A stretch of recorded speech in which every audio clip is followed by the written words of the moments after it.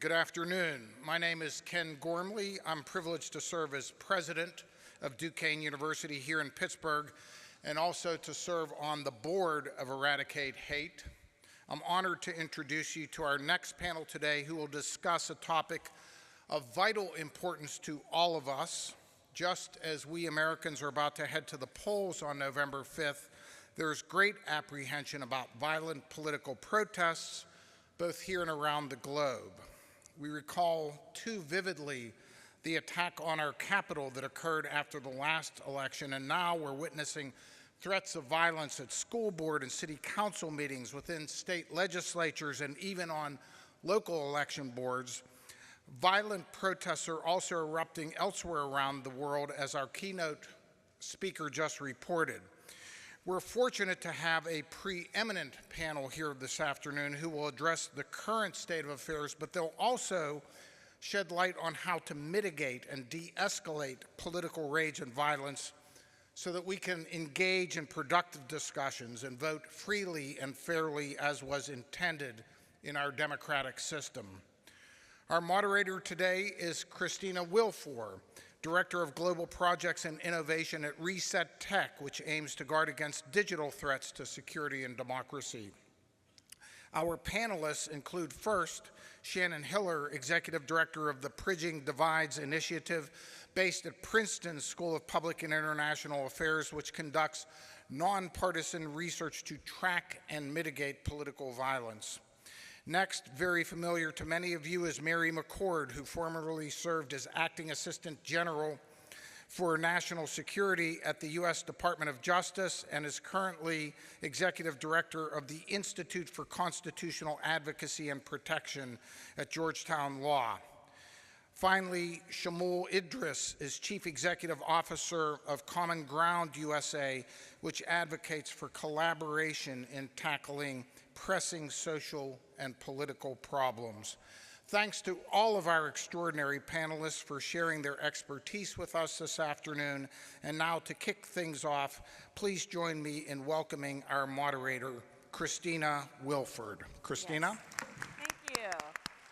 I will just operate from here. We're doing a little bit of a hybrid. We want to really dig into the discussion quite deeply, carrying on some of the themes that have already been touched on this morning, but we also want to ground it in some data and some trends, and so we're going to sort of do both, a little bit of highlighting some key points and really just being part of the discussion. Let me say a little bit in terms of framing. Last night we were told that we should take the politics out of the room, but maybe this is the one panel in which we have to, by mandate, bring it into the discussion because we're talking about political violence. And I think collectively, many of us who have been working in different arenas to try to tackle this are reflecting on the reality that when we live in a society where we're discouraged to talk about politics or religion, we don't literally have the words to deal with conflict and to understand the escalations that are driven by many things going on that are both old things and new developments on those old things. I have had the privilege to work on elections across the globe, and I view elections essentially as conflict mitigation tools.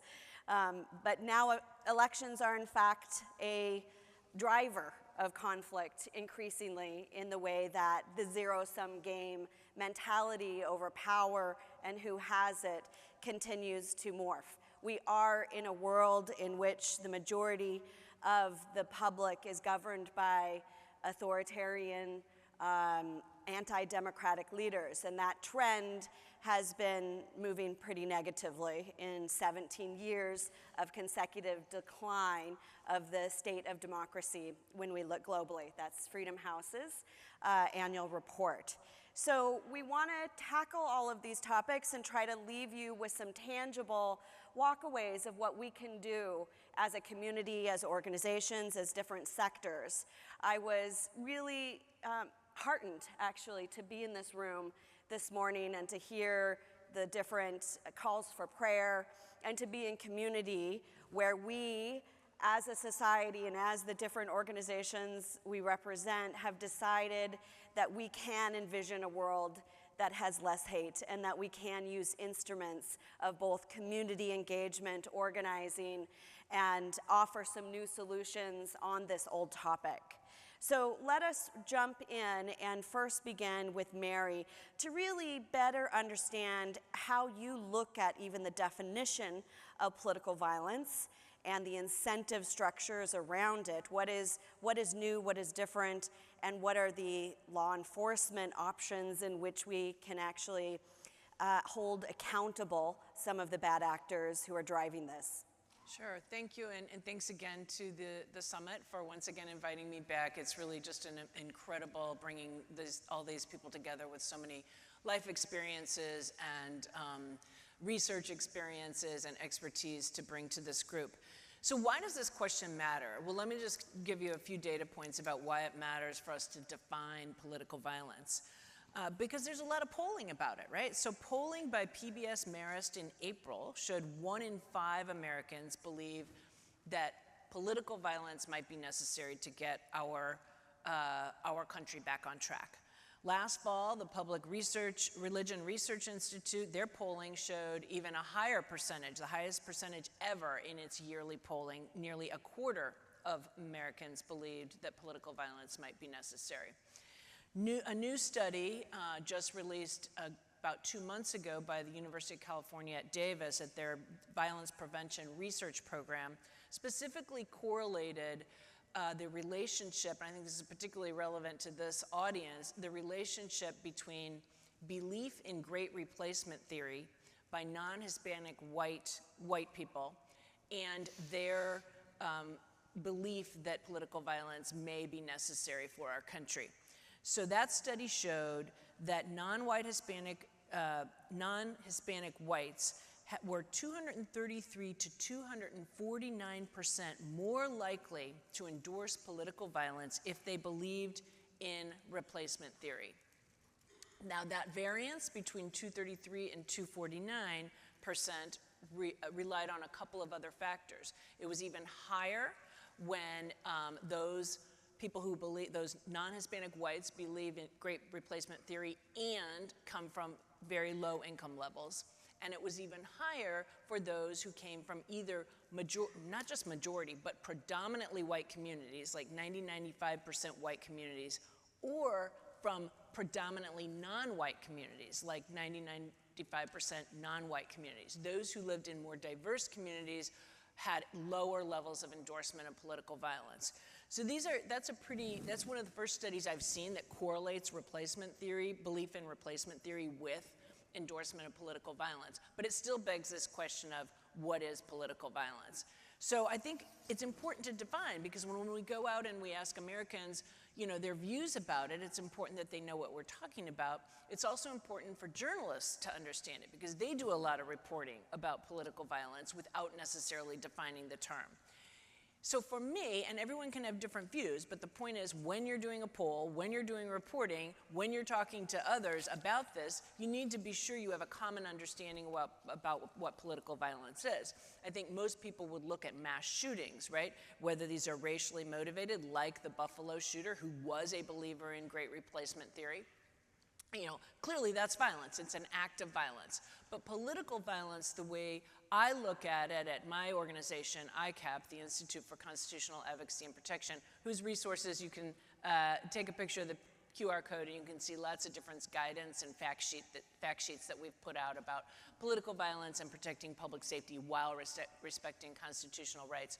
The way we look at it is it's much more than physical violence. It is threats, it's harassment, it's intimidation. It might be based on race, it might be based on ethnicity, religion, LGBTQ status, right? It's ideologically driven, and it makes people less comfortable engaging in core democratic processes, whether that means engaging in a free speech event, demonstrations, rallies, protests, whether it means petitioning their government by going to county board meetings, school board meetings, state legislative hearings, running for office themselves, or voting. All of these are things that our democracy is based on civic participation, and threats, intimidation, harassment as well as actual acts of violence, can really dampen that kind of civic participation.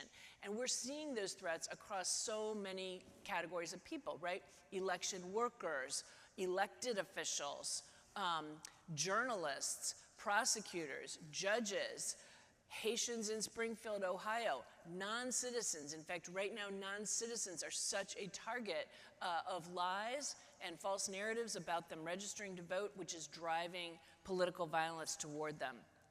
It also includes open paramilitarism being displayed in public. You know, these private militia groups who they might be 3%ers or Oath Keepers or some other group, it might be a local-based group, who have been engaging more and more and more over the last 10 years with members of the public. Used to be they had a lot of standoffs against the federal government, like usually out west, usually in disputes over federal land management and the use of federal lands. But since really 2015, 2016, we've seen them more and more out engaging with the public, coming to free speech demonstrations, marches, et cetera, like the Unite the Right rally in Charlottesville, Virginia in 2017.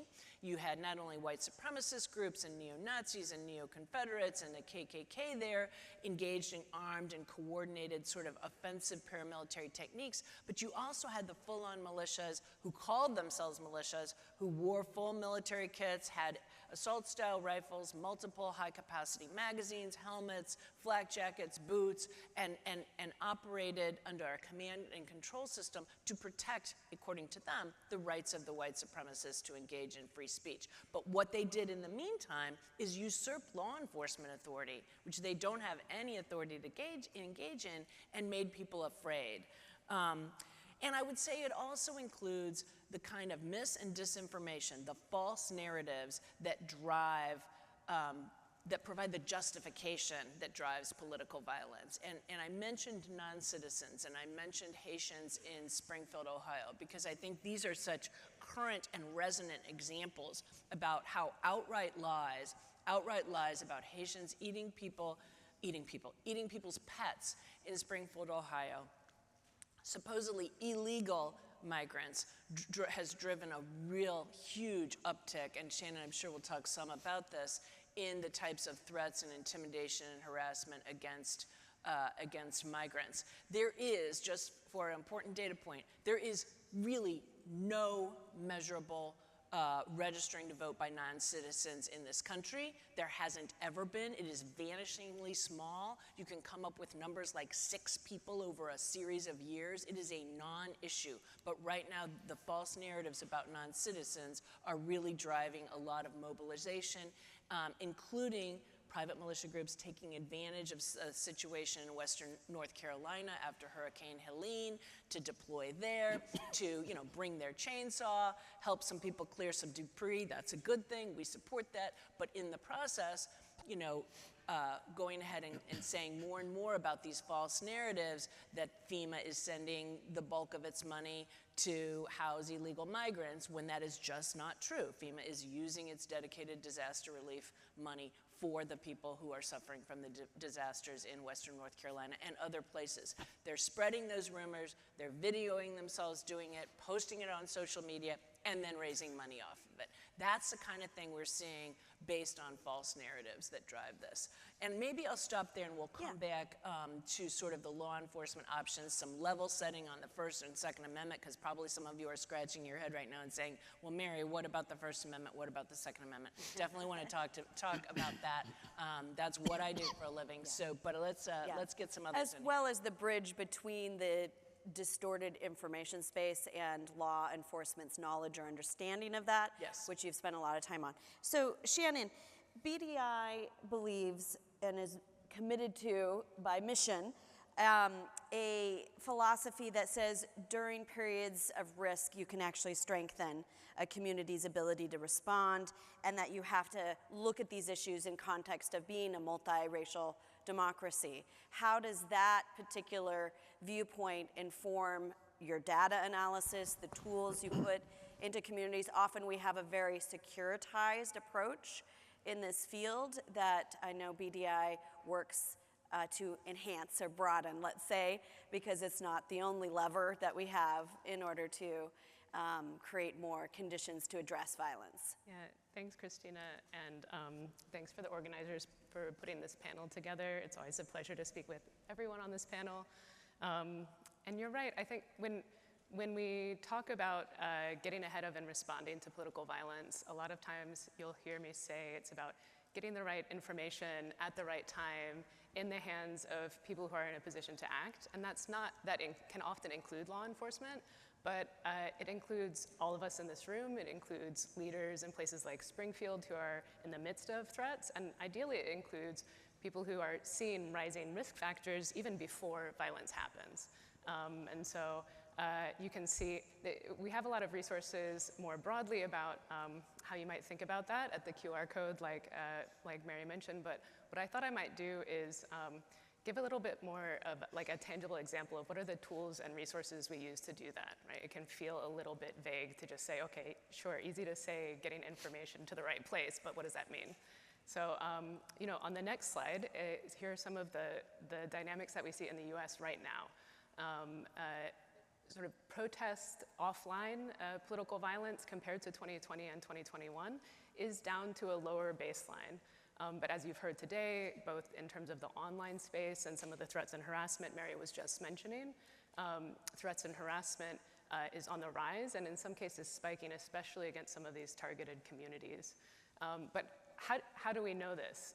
You know, so some of the tools we use are public available data on threats and harassment and protests. So the data on the top there is from the Armed Conflict Location and Event data set, which we worked to help introduce in 2020 and codes all around the world on these different standards and definitions of political violence around protest especially. But we were hearing from communities that these threats and harassment were increasing and weren't getting, they weren't part of the picture. People didn't understand where they were happening and to whom. And so we worked with actually a consortium of partners, ADL, the Brennan Center, ACLID as well, and the Prosecution Project to hone in on threats and harassment, in this case specifically to local officials who were not getting covered. So 2 years ago, we were able to start this data project so that we could get a better picture of what was going on. So you hear me talking about tools of getting the data first, working in partnership and collaboration with others so that we can kind of get this picture of what's actually happening offline and pair it with what we're hearing online. On the next slide, though, you can see a little bit about how obviously event data by itself is not sufficient. Mary talked about the impact of these threats and harassment they're having on individuals who are targeted, but I would say also to this broader climate of hostility that we're experiencing in this country right now at multiple levels. So as part of that same data projects on threats and harassment to local officials, we've been asking folks together with Civic Pulse, a survey firm, mayors, council members, what's your experience of threats and harassment in the last 3 months? And we've also been asking them, how worried are you about threats or harassment targeting you and your family going forward? And unfortunately, we've been seeing this pretty consistent, unacceptable high baseline, but we've seen it spike just this year. And so by running this survey consistently over time, we can say right now, we're actually at a point where you can see that there's been this significant increase in officials who are worried about threats to them and their family. We're up to about 1 in 5 who are worried about attacks in their family, and these numbers are worse for women serving in office and for racial and ethnic minorities serving in office. So I think part of what this helps to identify is that these are having sort of real impacts. We also ask people, you know, does this reduce your willingness to run for higher office and things like that? And we see that it has a real impact. You know, thinking about then from the data, I think you could say, great, so you've proven you have the tools to give us a really bleak picture of where we are right now. So what? So obviously you can't stop there. It's about what we do with this information. And so I think on the next slide, you can see that the good news is that compared to even 4 or 5 years ago, the US has a much more robust ecosystem of how we take this information, not just on an occasional basis, but really day in and day out, every week, and help to distribute it to this sort of ecosystem-wide response. as everyone here knows, if you've heard me speak about this response, you've heard the words early warning, early response, taking from some of international experience, oftentimes in much higher conflict environments, to make sure that we're consistently understanding the context from the data, analyzing it, and then taking the step to get it to the people who are most impacted and in a position to get ahead of it, and doing it over and over. So you can see the purple dots on the map here are just a small snapshot of just one team, just our team, getting some of that information to specific communities around the country. And then the states who are shaded in, these are where we have BDI state leads either in the state or near the state.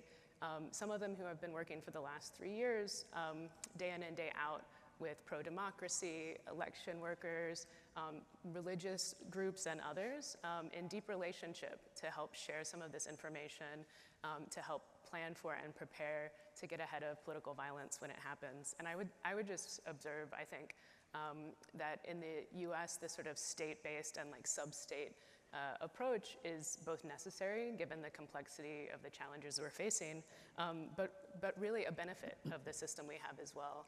There's a lot of great ways that you can build relationships at the state level and make a lot of great progress. And I think, whether it was working with Shamil's team in Pennsylvania to respond to other targeting, anti-immigrant targeting just last month, or last week working with Mary's team around some of the unlawful paramilitary threats in Western North Carolina. The point is that these structures can then allow us to respond continuously and to hopefully get ahead of these threats and really strengthen the ability for communities to feel empowered to engage in these issues rather than just responding from a position of fear. So on the next slide, I'll just end with that. I think I want to make sure that the takeaway isn't that this is just an institutionalized response. We have to invest in this infrastructure. I think, unfortunately, groups like ours are preparing to go from 7 states to 10 states next year. And it's essential that we don't sort of roll back the progress we've made in building that early warning, early response infrastructure. But I think, as we've rightly focused on, there's essential work to block hate, but we also have to be working to build the type of community we want to be a part of. It's one reason why for BDI, we put it right in our sort of vision statement that we're focusing on mitigating political violence, but it's because we think we have to be contributing to that broader vision of a multiracial, pluralist democracy where we all belong. Yeah. And so on your right, you will see an example of how you can sometimes do that in the moment. These are resources that we shared pretty broadly after the first assassination attempt on the former president, and we got a lot of positive feedback that, yes, there was analysis on exactly what happened and the failures, and absolutely has to be accountability, but we can talk about what we want instead in this moment, and we can help people to feel like they understand what that can look like. And then on your right, this is one of the slides we often try and end with, even when folks ask us to come in and talk just about the threats, because I think you heard me say we have better tools to understand data and analysis in this moment, and so therefore you, from whatever sector you're working in, can plug into that information. And talk about how we are headed into an election period where tensions will naturally be high, but anything you can do in your community now to lower that baseline tension will help us get through this moment and start to kind of build that type of community we want to be a part of. And then just lastly, I mentioned that we do this survey with officials. We also do interviews with the local officials themselves. And I can't tell you the number of times where those interviews have ended with them saying, what mattered most to me, or the absence of what mattered most to me, was that people didn't stand up and stand with me when I was facing threats and harassment. So just calling out that each of us may have the opportunity to do that. The data tells you likely have the opportunity to do that. And so these are things that we can all do to live into that better future that we want to be a part of. Yeah. Having grown up in Montana, I was very familiar with the historical anti-government camps there. The Not in Our Town movement in 1995, is exactly this type of community mobilization. I wonder in today's environment there whether that would be possible again. But let's go to Search for Common Ground, which is such a beautifully even named organization that speaks to that mission. And I do wonder if a fair dose of American exceptionalism has prevented us from bringing in the lessons from other parts of the world and how we see the trends driving political violence and our response to them, and know that you have some analysis on what some of these core lessons are. Great. No, thank you so much, and thank you for having me. I think I was supposed to pick up the remote clicker from here as I walked in, and I did not. So if you want to embarrass yourself on a stage, get an operation, first of all, that has a Band-Aid on your head while you're being amplified, and leave the remote up on the dais. So I do lead Search for Common Ground. This is the largest non-governmental peace-building organization in the world. We have about 850 full-time staff working in 36 countries, including an extraordinary team working here in the US on our domestic program called Common Ground USA. I know many of you know and are known to Neelan Parker, who leads that team, and the rest of my colleagues, some of whom are here in the room. And it's really an honor for me to be here in Neelan's place. What I'm going to do is just share 4 slides.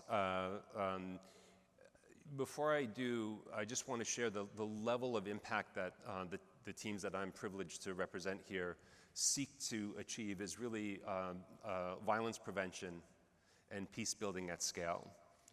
My colleagues in Burundi were publicly credited by the former US Secretary of State Kerry with helping to prevent genocide there after the genocide in neighboring Rwanda.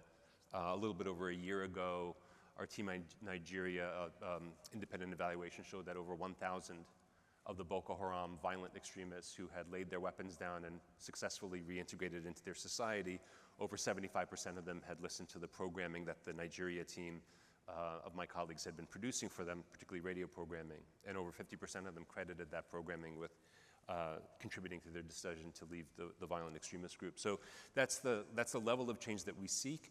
And I just wanted to, first of all, in terms of globalizing the perspective, we're not alone in the US, unfortunately, in dealing with this. If you can, in your mind's eye, take out that bottom, that kind of maroon line, which kind of messes with your head a little bit if you look at the trend lines, what you would see here, and this is from the Carnegie Endowment for International Peace, that every region of the world is experiencing higher levels of political polarization, other than Europe during World War I and World War II, than at any other time in their history going back to 1900, every region of the world. That outlier on the bottom is the South Pacific. We should all live in the South Pacific, it's less stressful. And over the last 10 to 20 years, what you see is the increase in polarization has rapidly gone up at a faster rate than at any other time in history in every region other than World War I and World War II in Europe. And so this is a global challenge. And by polarization, I don't mean, polarization is one of the most qualified terms: toxic polarization, effective polarization, productive polarization.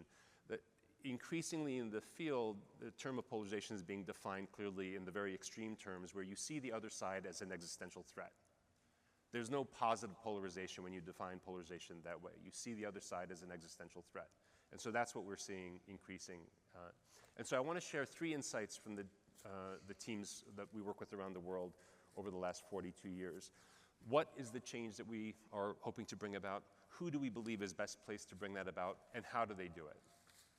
The what is interesting because over the last several years, we've been able to identify what we believe, and work with literally hundreds of partners around the world, what we believe are the 5 vital signs of a healthy society. Many of you know better than I do that when the medical field moved from treating disease to preventing disease by promoting healthy lifestyles, there was a huge leap forward in human health. And a very key pillar of that shift was identifying what are the vital signs of a healthy human being. And there's enough consensus now that if you go to a doctor pretty much anywhere, the first thing they're going to do is test your 8 vital signs. And it's the same 8 vital signs everywhere. Well, what we understand to be the 5 vital signs of a healthy society, and this is from a framework that now is being piloted by partner governments in Kenya and Niger, by the UN Peacebuilding Fund. The first is the level of intercommunal trust, or its opposite, polarization. The second is the level of trust for institutions that govern and serve us. So that this is the police, this could be the judiciary, this could be the CDC during the pandemic, but not just government agencies. This could also be the media. The third thing that we track everywhere from Texas to Myanmar is levels of physical violence, because physical violence tends to beget more physical violence. The fourth is very subjective, people's sense of agency. Do people feel like they can do anything to improve their lot in life, their children's future, their community's well-being? And the last are, where are resources going? Where are the budgets going? Where's political will going? Is it more prisons, more weapons, more top-down controls, or is it to things that support these other community building, some of the kinds of initiatives that Shannon talked about, for instance? Two things about this. Over the last 15 years, what we've been seeing, you would assume that democratic societies would automatically perform better than non-democratic societies on some of these. Personal agency. If you get a vote, you get to elect the people in power, then you should probably feel more agency than someone who doesn't. And also institutional legitimacy. If you're electing these people, those institutions they lead probably have more legitimacy. Over the last 15 years, what we've been seeing globally is that democratic societies have not been outperforming non-democratic societies on these fronts. And so if we're going to deal with democratic governance and how to support democratic governance, we're going to have to address the degree to which even those democracies are not performing, are not producing and delivering what people are looking for. Second thing is who can drive change. And I would say you saw seeds of it a little bit in what Shannon was sharing. And I had the privilege over the last few months of talking to some leaders that I really admire a lot, Barack Obama and Jacinda Ardern. Ardern was the Prime Minister of New Zealand at the age of 37. And they both reflected in these two separate conversations something really interesting, the degree to which they felt they had failed to unify their countries. Even though they saw themselves as unifying figures, they thought they ran as that. And Obama said, Frank Luntz, the Republican pollster, told me that the speech that I gave on the 50th anniversary of the March from Selma to Montgomery was polled the best across partisan lines of any other speech that his firm has polled in the United States, any other political speech. And he said, and yet now, just a few years later, if you polled those same people, I bet you 50% of them think I'm the Antichrist. That was, he was revealing this to me. And what we found is it's very difficult in today's age, with the disinformation that Mary was talking about, with the ways that it's so easy to sow fear and turn people against each other with modern communications technologies and so forth. It's very difficult to be a unifying individual leader, practically impossible. And so what we believe in is multi-partial coalitions. And if you go back to Abraham Lincoln saying, give me 6 hours to chop down a tree, I'll spend 4 hours sharpening the axe. The 4 hours that we spend everywhere we work, from here in Pennsylvania to Sri Lanka to Israel and Palestine, is in building multi-partial coalitions. Those are our team in Sri Lanka is Sinhalese and Tamil, Buddhist and Muslim. Our team in the States is multiracial, multi-faith, and bipartisan. Our team in Lebanon is multi-sectarian. It takes longer to build those coalitions than to build coalitions of the like-minded. But once you have those coalitions, they have a set of what I call superpowers. They have unique credibility and access across dividing lines. They have collective wisdom. You can imagine, even here in Pittsburgh, I don't know the dynamics in Pittsburgh, so forgive me, but if you're trying to deal with perhaps tensions between police and youth, it would really help if your team was made up of retired police, youth activists, former gang leaders, community members, all sitting on the same side of the table, strategizing together. Because those are the teams that can say, you know what, if we use this word, nobody in my community will ever listen to us. Or if we make something happen in that neighborhood, all the doors will open to us, because that's the key to everything, trust me. And that collective wisdom is very powerful. There's a pragmatism. They want to get things done, and they understand how to navigate the challenges that outsiders will never fully understand. And there's an authenticity. It's very difficult to create a safer, more just world through adversarial, sort of cancel culture type politics and advocacy. And finally, there's a bias towards action. These community members are living the consequences of the tensions and violence in their communities, and so they're not comfortable just relying on dialogue. One of the things that we know from any polarized context is that dialogue is necessary but insufficient. And if you rely too much on dialogue, people will become very cynical about dialogue itself. They'll start to see it as part of the problem. Why am I talking to these people when my community is still being treated unjustly? And so you have to translate dialogue into collaborative action. And that goes to the final slide of, okay, so how do you do this? What do these multi-partial coalitions, once you've built them, do? And what they do is essentially drive transformative change through collaboration in a 3-step process. First, connect people, just at a human level. Use whatever in the local context will connect people. People are polarizing politically in Texas, but everyone's still going to the Saturday football games. That's where we're going to set up shop. That's where we're going to meet people. People in Kenya, I'm going to be in Kenya in a few weeks, the information networks are unreliable. What are one of the best networks we found out? The Boda Boda riders. These are the motor scooter taxis, essentially. There are 40,000 of these Boda Boda riders. They turn out to be a really powerful network to spread information and to counter rumors because they're in touch with everybody every day where they live. So find a way to connect people where they already are. The second thing is to turn that connection into collaboration. Understanding that you and I are not going to agree on 55 things, but there might be 3 we really care about. We want the lights to be fixed at the schools so our kids can walk home at night feeling safe, or whatever it might be. Understanding how to support collaboration without it necessarily meaning in any way that you're compromising your principles.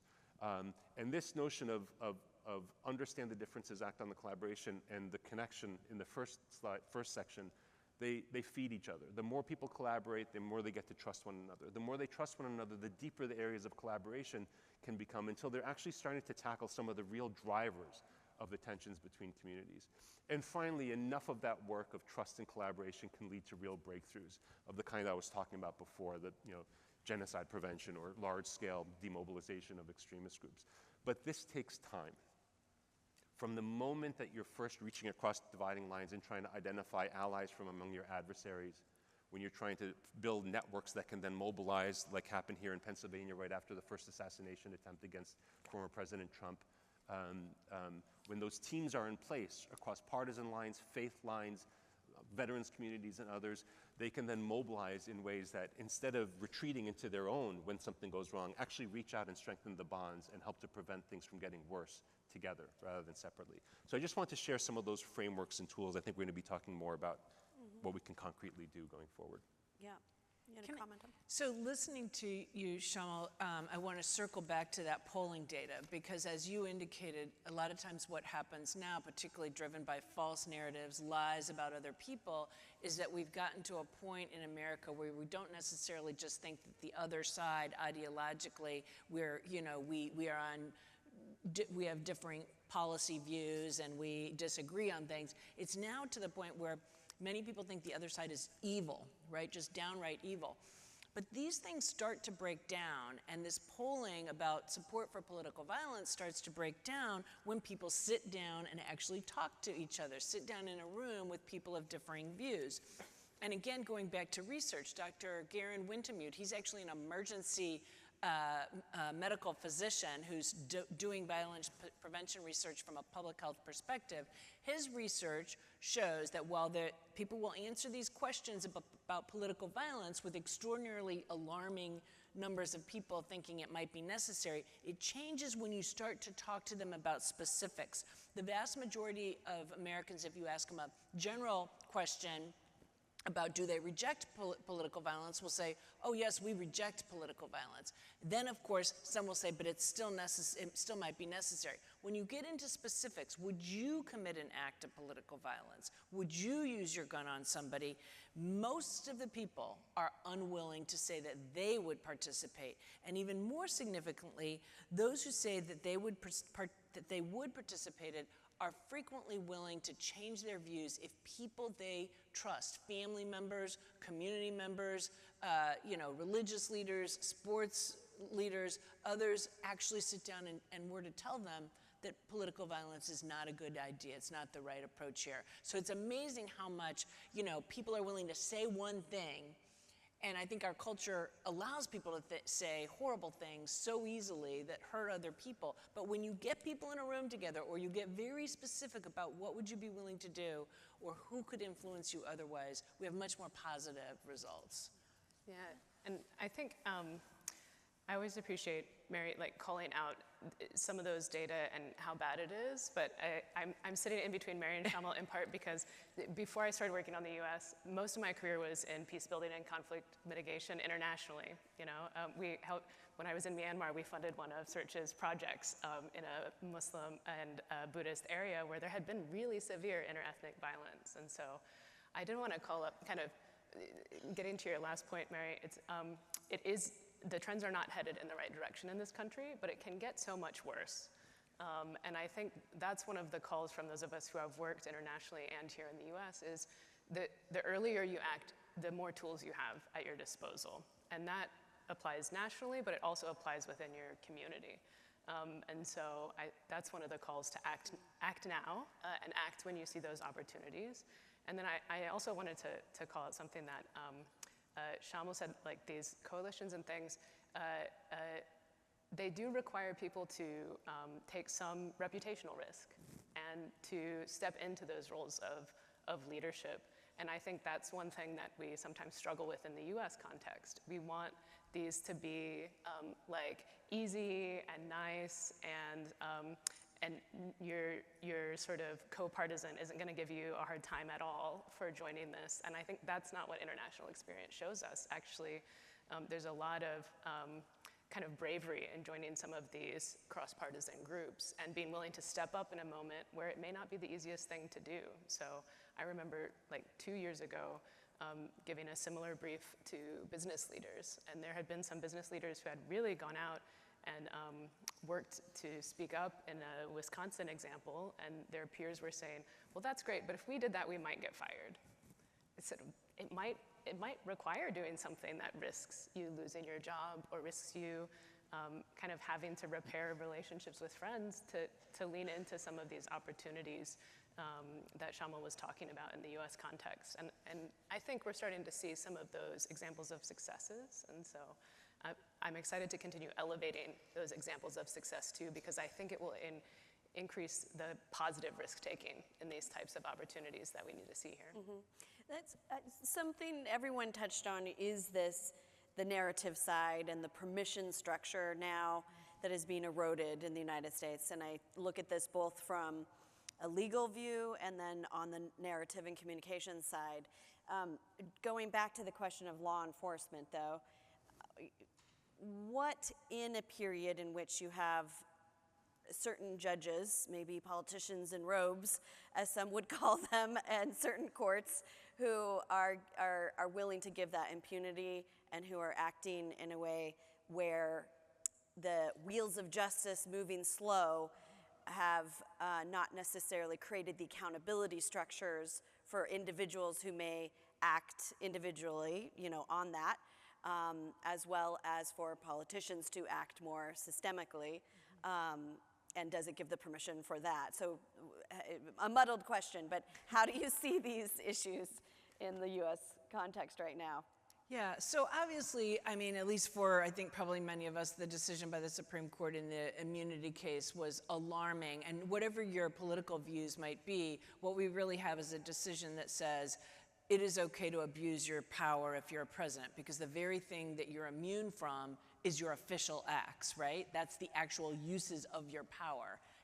Typically, we think of public corruption and abuse of power as something that is not only not excusable, but is actually in violation of criminal laws in the US. And plenty of politicians across both parties have been prosecuted for public corruption in the past.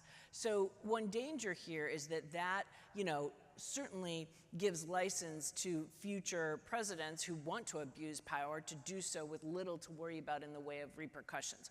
All of that said, and I think that exposes the fragility of our system of the rule of law, because it shows us that for so many of us, including my almost 25 years at the Department of Justice, we felt bound by norms that were not always embedded in statutes, right? But I worked under Republicans, I worked under Democrats, and there was an adherence to the norms, like we want separation between the White House and prosecuting decisions and things like that.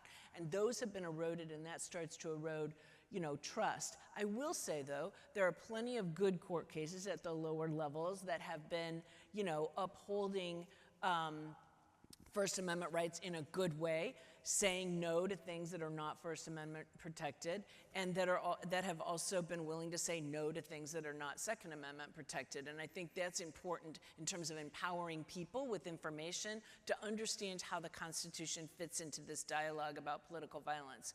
So just basic principles. The First Amendment, yes, it's expansive in the United States, much more so than in other places where all three of you have worked, but it is not without barriers, it's not without limits. It doesn't protect violence, it doesn't protect incitement to imminent violence, It doesn't protect true threats, threats of actual physical violence, and we have had courts saying it also doesn't protect threats of other adverse consequences, legal consequences, immigration consequences, even health consequences, particularly when it comes to elections and voting. So there have been court decisions saying robocalls that say, you know, if you register to vote, directed, targeted to black and brown voters, saying if you register to vote, your personal information will be turned over to the FBI for criminal checks, to the Immigration Service for immigration checks, to the CDC for mandatory vaccination. I'm not making that up. A court said that's not First Amendment protected, right? So we have to be willing not only to stand up for expansive, you know, First Amendment rights that we believe in, but also be willing to draw the line when it goes too far, and particularly when when we're talking about protection of democracy. It also doesn't, you know, it protects petitioning your government, but not infringing on other people's rights to do that, whether that's through threats and harassment, intimidation, or through paramilitary type activity, right? We've seen in many cases paramilitary organizations, you know, not only showing up at the US Capitol January 6th, of course, but at state capitals, right? Enforceable opposition to governors' pronouncements and orders. We've seen them showing up at school board meetings and harassing and intimidating not only the elected officials, but the members of the public who are there to exercise their rights. And so that's why it's important to realize the Second Amendment, it protects an individual right to bear arms for self-defense, but it has never throughout history protected private groups of individuals from coming together as their own private army, you know, while armed, engaging with the public and projecting some authority of force or ability to use force against others. 3 points, and then I will stop talking and turn it over to others. There's no federal or state authority for private militias. Well-regulated has always meant regulated by the government, and that's been even since before the founding. That's why the Militia Acts provided for the militia to be all able-bodied people, well, men, between certain ages that the governor could call forth in defense of the colony, later in defense of the state. But when so called forth, they became answerable to the governor, not to themselves. Rebellions like Shays' Rebellion led this to be baked into our US Constitution, which gave Congress the authority to provide for the organizing and disciplining of the militia. They did so beginning in the late 1700s, authorizing what has become our National Guard system, right? Our system of an official militia that reports to the government.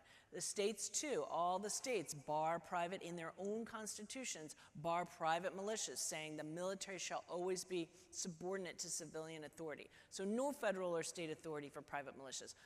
Second point, Supreme Court's been clear about this since the late 1800s in upholding an anti-militia statute that still exists on the books of 29 states to this day.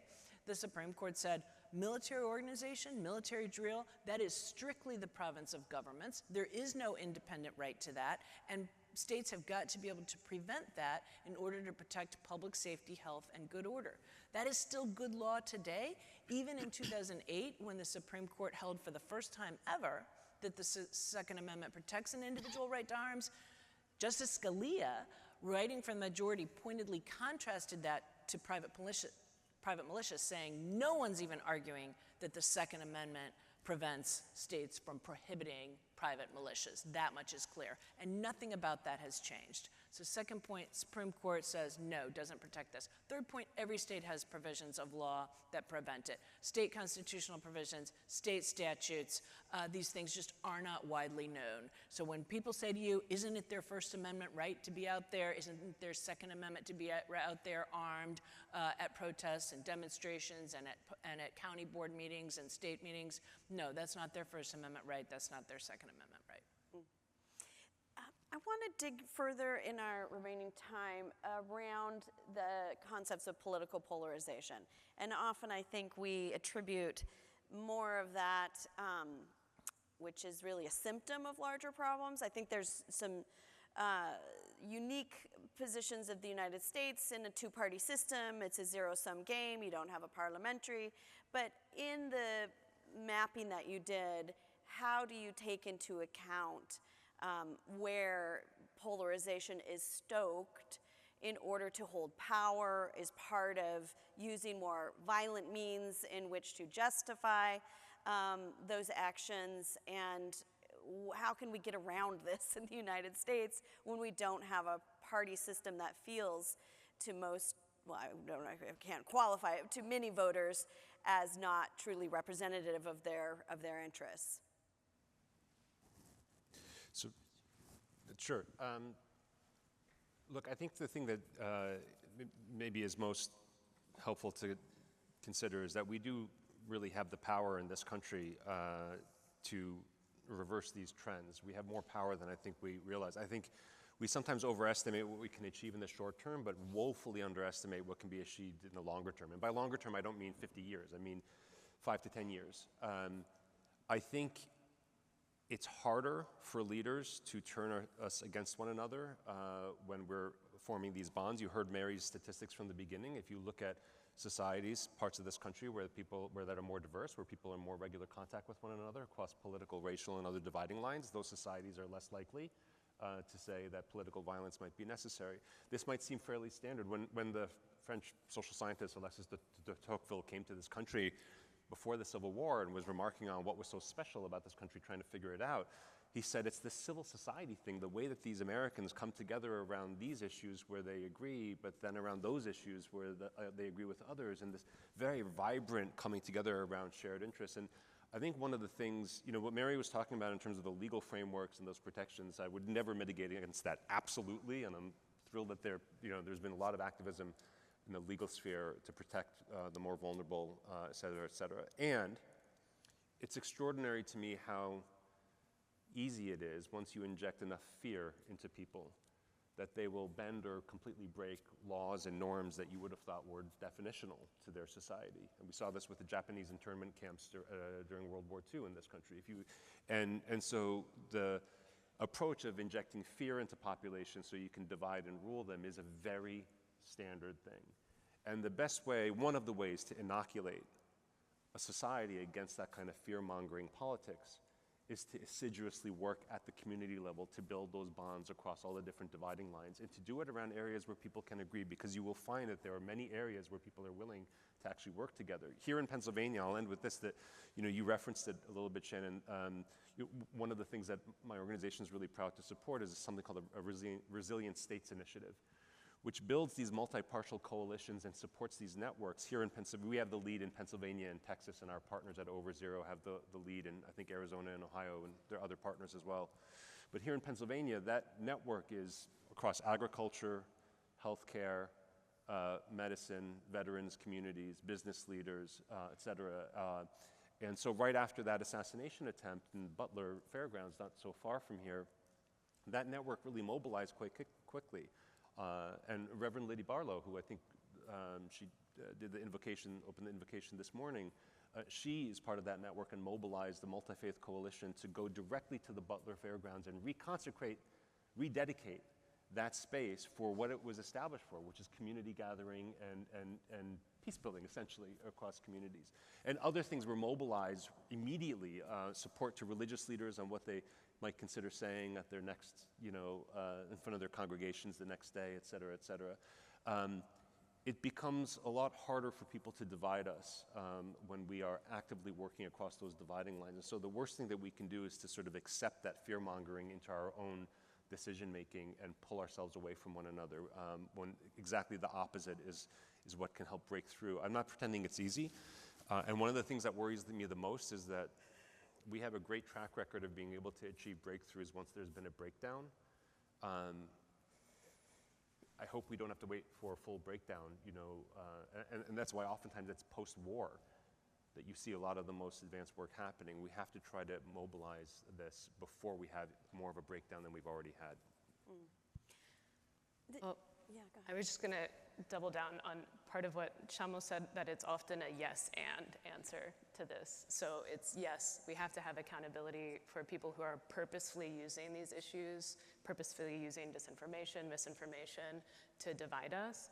And we have to acknowledge, we can't dismiss when people don't feel represented, when one of your vital signs of feeling represented in your government is blinking red. And so we have to do both those things at once. And I share your concern, Shamil, that it's, we don't want to have to wait for more breakdowns to find those openings to do both of those things at once. We are challenged by this information environment, right? So we've talked about it around the edges, but could we say a little bit more around how you view this element of the problem in terms of the spread of mis and disinformation, which is not going to be met by media literacy, is likely only when we have rules for for the companies who are essentially digital monopolies. But I was thinking, in 2020, the three of us were very engaged and still are in virtual spaces in which we're trying to de-escalate, and we were doing much more in engaging directly with the companies to try to get them to enforce their rules. None of that virtually is being done. I mean, maybe by the campaigns, but not by non-governmental organizations. And so how do you see this future in the information warfare that we're up against that will continue to distort people's sense of fear and grievances that make the tools of community organizing that much more difficult? I think that's one of the greatest challenges we have to combating political violence. We can talk about all these ways we can sit down together with others of differing views and make some progress, but those are still on like micro scales, right? It's hard to scale up when every day through so many different sources, there are just outright lies being told. And I've said a few times, so I'll say it clearly now, it's the false narratives that provide the justification for people to think it's okay to not only okay, but their responsibility to engage in acts of political violence. I mean, that's what Stop the Steal was based on, false information. That's what we're seeing with respect to non-citizens. But it is made so much worse when people in positions of power with a veneer of credibility, elected officials, former elected officials, others of that, owners of major media, social media companies actually engage in it themselves, propound it themselves, spread it, and get use their bully pulpit to get it to so many more people. It's made worse by the incentives of the platform, some of which, just today I was reading some of the things that are appearing on Elon Musk's X that are just outright, spoofed accounts that are supposed to be one particular campaign with just made up content, and it's not that campaign's content, right? So, where they prioritize profits and engagement based on fear, anger, and resentment over the public good makes it so much worse. And then I have to also say, particularly with my background in national security, foreign influence also has made it worse. But it's not just because the Russians and the Iranians and the Chinese governments, not the people themselves, the governments are trying to influence our elections for their political agendas and their political purposes. They're doing it in ways to make Americans do it to each other, right? They're doing, seeding false information that then we spread to each other, right? They're doing so much, but we're taking it that last yard. So all of these things just didn't exist a few decades ago when you had three major news stations and a PBS and no social media, no internet. And that's where the scalability of a response has really, that's where I think we're really lacking right now. Yeah. Well, that's what Brett told us we were supposed to be the good news panel. right, So let me okay. see what I can do to pick up on, because I think that's a fair challenge, Mary, to the peace building sector. And I think there are other folks, perhaps in this very room or one of the breakouts, who really think a lot about platform accountability. And so I'm going to reference Mike for I'm going to say yes, and Yeah. I think we have come a long way in the state and local infrastructure, in the federal infrastructure you were just hearing before, and we can't stop investing in that. It's not like we're going to fix it in the next 2 years, as you heard. Like, this is something we have to keep investing in good data and information, and the relational kind of network that allows trusted messengers to break through the noise. So we have to work on platform accountability and how to fix a broken information environment, and we can still be investing at the local level in understanding what truth is on the ground, in supporting trusted messengers, in helping to correct people, because good people can have bad information they're acting on too. Making sure that doesn't spiral out of control. And And I do think there's a whole nother panel on how we're scaling peace building efforts in lots of different countries, but I think there's some important lessons being learned there and ones that we can bring to the US from other contexts as well. And so I think it's okay to have this panel have some hopeful aspects, but it's definitely a yes and, right? There's a lot of fronts on which we have to advance this work, so. Yeah. Let's just end on what gives you hope, I know, in our remaining seconds, and then we will wrap. So what is it that gives you hope about this topic, about the potential to address it, about the things that inspire you and motivate you to get out of bed and do this every day?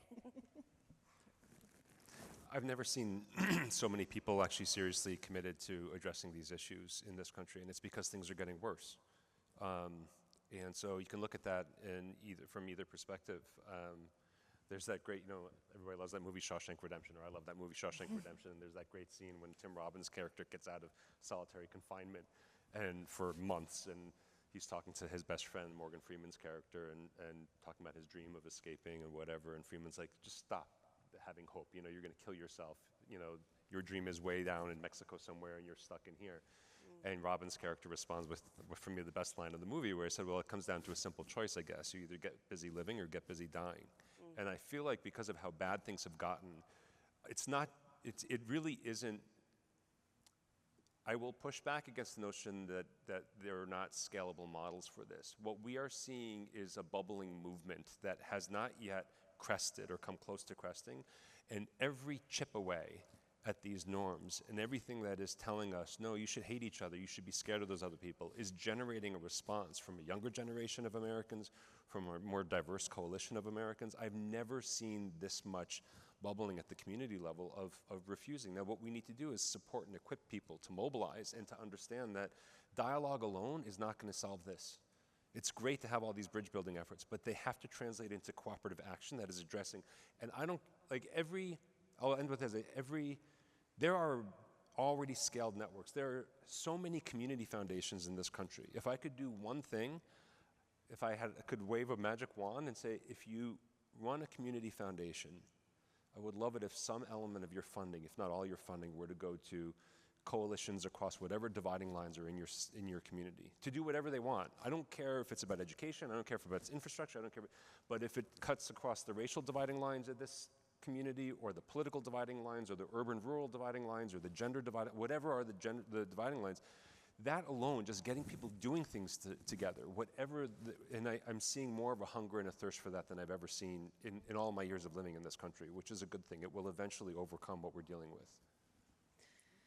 Yeah, picking up on something you said, Shamal, it actually gives me a lot of hope to have come back to sort of continue my career in the US, because and I studied like the civil rights era and everything, but then I went and worked in other people's peace building movements, and to come back and kind of understand that there's a long lineage in this country to be a part of, and to work on the momentum we're seeing now in this current moment, I think is really rewarding. And I think we didn't get into as many like nitty-gritty examples, but I think working in an organization like BDI and with all the folks up here on this panel, we get to see all those counterfactuals. We get to see the moment when something bad didn't happen because people intervened and took action. And so actually, I have lots of hope. I think we want to share that with y'all, that those things are happening, and that this momentum is possible. We have a long lineage in this country we can live into. So what gives me hope is we're much better prepared this election for the prospect of violence. And we were all scrambling in 2020. We're still scrambling, but like the networks are there, the legal arguments are there, the de-escalation techniques are there, the resources are out in the affected states. BDI and others that have Search for Common Ground, Over Zero have people there, and the media is more savvy about it now if they're not contributing to it. There's two different types of media. And so, I feel like we're just better prepared. Yeah, absolutely. Thank you so much. Please give a round of applause to our panel. Thank you so much. Wonderful ideas.